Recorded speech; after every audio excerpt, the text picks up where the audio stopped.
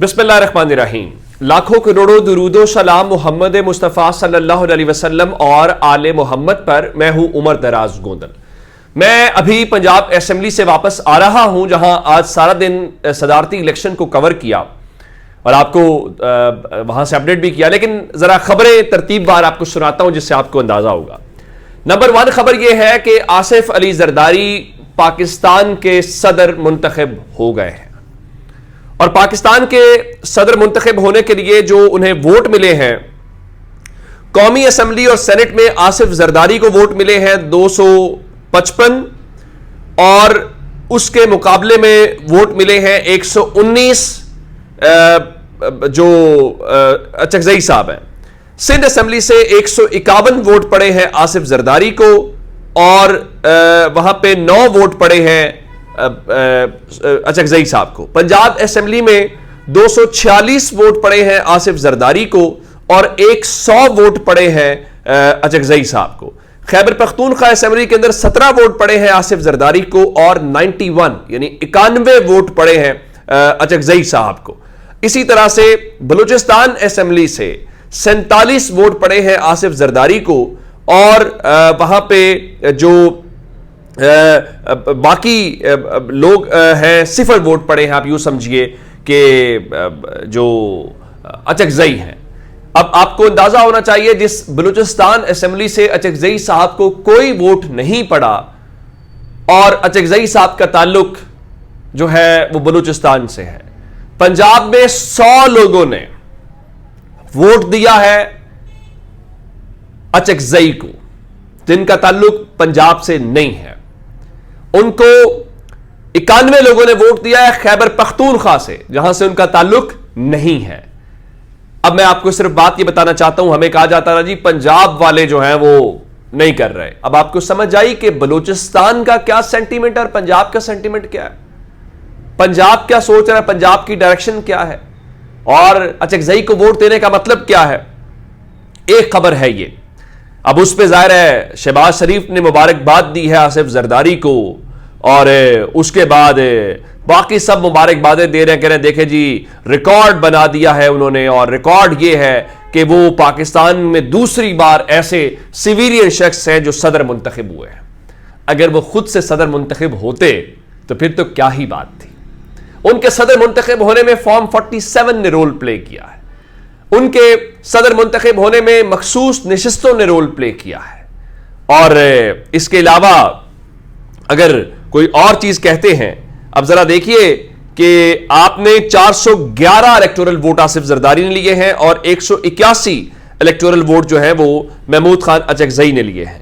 आज महमूद खान अचकजई को वोट देने का मतलब सबको पता है क्या है, और आसिफ जरदारी जो अपने आप को माजी में people's party anti establishment politics का दावा करती थी, उनको वोट देने का क्या मतलब। और आसिफ जरदारी किन के उम्मीदवार थे, आज ज़ियाउल हक के बेटे का वोट भी उनको पड़ा है, आज नवाज लीग का वोट भी उनको पड़ा है, आज भुट्टो के वारिस भी उनके साथ हैं, जनरल जिया के वारिस भी उनके साथ है, जनरल जिया की औलाद भी उनके साथ है, और दूसरी तरफ इमरान खान ने क्या फैसला किया है वो आपके सामने। अब जरा सदर बने और रक्कटा खुलने की खबर सुन लीजिए।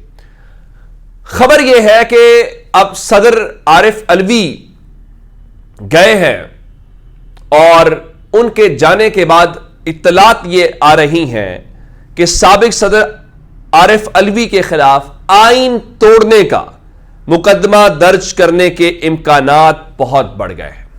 अब आइन शिकनी या आर्टिकल 6 का जो मुकदमा होता है वो आम तौर पे विफाकी हुकूमत लेके आती है।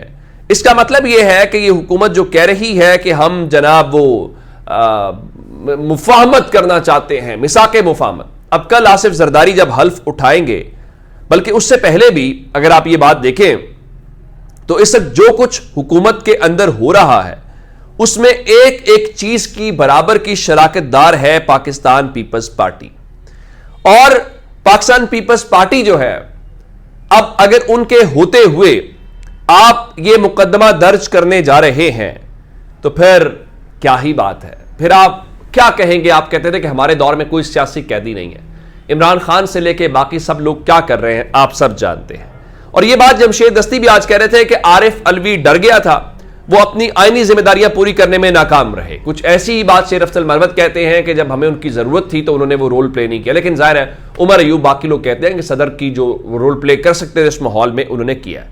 लेकिन अब आप ये मत देखिएगा सिर्फ आसिफ जरदारी आ रहा है, आसिफ जरदारी सदर आ रहा है, आसिफ जरदारी का बच्चा मोहसिन नकवी निगरान वजीर दाखिला आ रहा है। और निगरान वजीर दाखिला आमतौर पर आधा वजीर आजम होता है।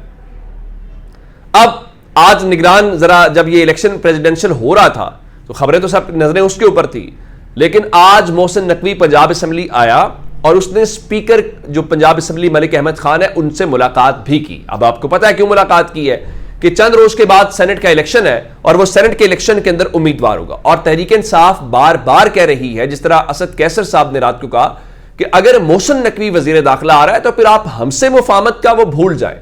यही बात जमशेद दस्ती ने कहा कि अगर मोहसिन नकवी वजीर दाखिला बना तो इसका मतलब यह होगा कि यह एक नई लड़ाई का आगाज होगा। मैं आपको एक मिसाल दे देता हूं। मिसाल यह है कि मुकाबला था आसिफ जरदारी और अचकजई के दरमियान। आसिफ जरदारी मुंतखब हो गए, वहां से वोट ले लिए। अब से थोड़ी देर पहले पंजाब असेंबली के सामने माल लोड के ऊपर जो जश्न है वो मना रही थी पाकिस्तान पीपल्स पार्टी। उन्होंने वहां पर आतिशबाजी भी की, सब कुछ किया। आज किसी किस्म की कोई दफा 144 की खिलाफ वर्जी नहीं हुई, वहां पे किसी पुलिस ने उनको रोका नहीं है। वहां वाटर कैनन भी थी, सब कुछ था, वो सारी पुलिस पीछे हट गई। अब कल तहरीक इंसाफ ने एहतजाज की कॉल दी हुई है और कल एहतजाज की कॉल के ऊपर आप देखेंगे कि पंजाब के अंदर दफा 144 नाफिज हो जाएगी। तो आसिफ जरदारी ऊपर, नीचे शहबाज शरीफ, नीचे उनका बेटा जो है जिसको मुंह बोला बेटा वो कहते हैं वो वजीर दाखिला, और ऊपर काजी फायज ईसा साहब चीफ जस्टिस। क्या ही शानदार कॉम्बिनेशन है। और अब जरा देखिए, हमने महमूद खान अचकजई के ऊपर आसिफ जरदारी को तरजीह दी है और सुन्नी इत्तेहाद कौंसिल या पाकिस्तान तहरीक इंसाफ अपने इम्तिहान में कामयाब रहे हैं। उनका एक शख्स भी टूटा नहीं है। वो जो हमें कहते थे कि जी ये होगा, फलां होगा, ये लोगों ने पहले ही डीलें डन की हुई हैं, ये उधर चले जाएंगे, इधर चले जाएंगे। आज कितने लोगों ने पंजाब असेंबली में जरदारी को वोट दिया? एक भी ऐसा बंदा नहीं है। कितने लोग हैं जिन्होंने खैबर पख्तूनख्वा में जरदारी को वोट दिया? एक भी बंदा नहीं है। कितने लोग हैं नेशनल असेंबली में जिन्होंने वोट? एक बंदा भी नहीं है। सिंध असेंबली एक बंदा भी नहीं है। इससे ज्यादा इमरान खान को क्या चाहिए? और फिर एक और बात है, इमरान खान के मुतालिक अचकजई आज बात कर रहे थे कि इमरान खान मेरा बचपन का यार है और उनके मुताबिक मामला पार्लियामेंट के बाहर खराब हुआ। इमरान खान ने सिर्फ बड़ी तादाद में सीटें जीती हैं और इसके बदले उनको मखसूस नशिस्तें मिलनी चाहिए। और आज जब वो मखसूस नशिस्तें नहीं मिली थी, सब कुछ तहरीक इंसाफ के लोग नारे लगाते थे, तो जब सामिर फारूक साहब के चेहरे के तासुरात यकसर मुख्तलिफ होते थे। और आज जब वो नवाज शरीफ से मिले तो उनके चेहरे पे बहुत मुस्कुराहट थी, लेकिन इमरान खान के नारे लगने के ऊपर वो खास से संजीदा दिखाई देते थे। तो महमूद खान अचकजई ये कह रहे थे कि पहली बार ऐसा हुआ, ना वोट खरीदा गया ना बेचा गया। और तहरीक इंसाफ के जो दोस्त हैं, मैं उनकी हिमायत के ऊपर शुक्रिया भी अदा करता हूं। तो इस हद तक तो वो कामयाब हुए। अब आते हैं इस बात के ऊपर कि इमरान खान के लिए कोई बड़ी खबर क्या। एक तो मैं आपको ये बता दूं कि इमरान खान साहब चूंकि कह रहे थे कि उनके दांतों का मुआयना होना है, तो उनके दांतों का मुआयना मुकम्मल हो गया है और रिपोर्ट अलीमा खान को पेश की जाएगी। और इमरान खान ने अपनी सेहत से मुतल्लिक बात करने का जो इख्तियार है वो सिर्फ अलीमा खान को दिया, अपनी हमशीरा को, कि वो इसके ऊपर बात करेंगी। तो अब उनकी सेहत ठीक है, आया उनको अस्पताल मुंतकिल किया जाना है या नहीं किया जाना, वो भी अलीमा खान ही उसका फैसला करेंगी। ये एक बड़ी जो डेवलपमेंट है इस हवाले से। लेकिन असल खबर क्या है? असल खबर यह है कि अब ये हुकूमतें, ये सारी बातें अपनी जगह के ऊपर हो गई हैं। तो आज ख्वाजा आसिफ कह रहे थे कि देखे जी, इमरान खान पर जो केसेस हैं वो अदालतों में लड़ें, अगर अदालतें उनको रिहा करती हैं तो बिस्मिल्लाह। तो उन्होंने कहा जी हमने इन केसेस को अदालतों में लड़ा और अदालतों ने हमें रिहा किया।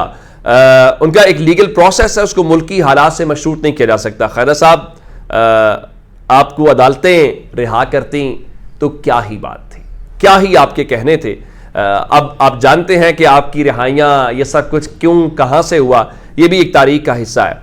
और फिर नवाज शरीफ कह रहे थे देखे जी वो पहाड़ जैसे मसाइल हैं, शहबाज शरीफ फौरन काबीना बनाया था। तारड़ कह रहे थे 24 घंटे में जो काबीना है उसके नाम सामने आ जाएंगे। अब खबर ये है, एक तो इस तरह मैंने आपको बताया कि वो उनके डॉक्टर्स ने मुआयना किया है।